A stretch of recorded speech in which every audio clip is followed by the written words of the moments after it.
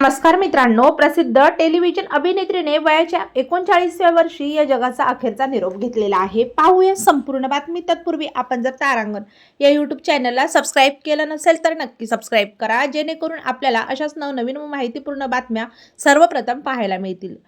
Brett मायकेल्सच्या rock of love या reality शोमधील स्पर्धक Kelsey बेटमन यांचं वयाच्या 39व्या वर्षी निधन झालं. न्यूयॉर्क पोस्टने या बातमीनुसार केल्सी बेटमन यांचे अलीकडेच अचानक निधन झाले. त्यांच्या मृत्यूचे कारण अद्याप उघड झालेले नाही.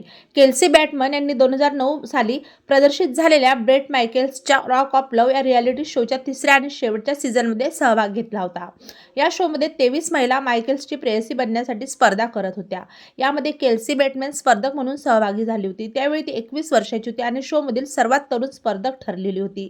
केल्सी बेटमन त्या शोमधील टॉप 10 मध्ये पोहोचली होती, परंतु 7व्या भागात तिला बाहेर काढण्यात आलं होतं. शोच्या अंतिम भागात ब्रेट मायकेल्सने ताया पार्करला त्यांची प्रेयसी म्हणून निवडले. रॉक ऑफ लव्हचे चाहते आजही केल्सीची आठवण काढतात.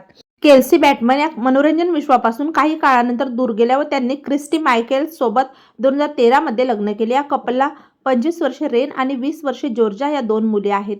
आता आईच्या अशा अचानक निधनामुळे त्या पोरक्या झालेल्या आहेत. तेव्हा आपल्या तारांगण या यूट्यूब चॅनलतर्फे सुप्रसिद्ध अभिनेत्री केल्सी बेटमन यांना भावपूर्ण श्रद्धांजली.